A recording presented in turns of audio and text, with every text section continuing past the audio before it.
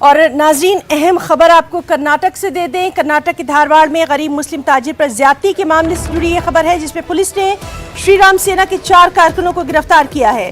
आपको बताएं कि धारवाड़ के हनुमंत मंदिर के बाहर शनिचर के रोज ये वाकया पेश आया था। श्री राम सेना के कारकुनों ने एक गरीब फल फरोश के तरबूजों को सड़क पर फेंक दिया था, बिखेर दिया था और मंदिर के बाहर कारोबार न करने की धमकी दी गई थी। हालांकि समाज के दानिश्वर तबके से हर जानिब से इस कार्रवाई की सख्त मजम्मत की गई थी और इस पर जो इंतजामिया है उसकी तरफ से अब कार्रवाई की गई है। पुलिस ने श्री राम सेना के 4 कारकुनों को गिरफ्तार कर लिया है।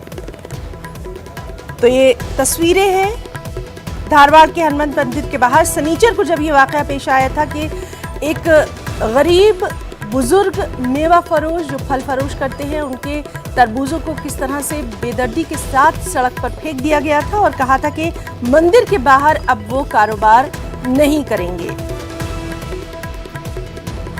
सीधे रुख करेंगे बेंगलुरु का। हमारे साथ मौजूद है हमारे साथी रऊफ अहमद हलूर। रऊफ, आपसे जानना चाहेंगे, बड़ी कार्रवाई की गई है और लगातार इसकी मांग भी की जा रही थी, तफसीलात। जी देखिए, पुलिस ने एक अहम कार्रवाई करते हुए श्री राम सेना के 4 कारकुनों को गिरफ्तार किया है। नबी साहब किलेदार एक गरीब मुस्लिम ताजिर के दुकान पर, यानी कि जो पुष्प कार्ट रहती है, उस पर इन्होंने हमला किया और तमाम जो तरबूजों को तहस नहस किया था। और ये पूरा वीडियो जब मंजर आम पर आया तो शदीद मजम्मत की जाने लगी, हर जानिब से मजम्मत होने लगी और अब पुलिस ने कार्रवाई करते हुए 4 अफराद को गिरफ्तार कर लिया है। हिना जी, और रऊफ, आपसे ये भी जानना चाहेंगे, समाज के हर तबके की जानिब से ये जो गरीब फल फरोश है, इनकी मदद के लिए भी पेशकश की जा रही थी, उसके ताल्लुक से क्या कुछ अभी तफसीलात?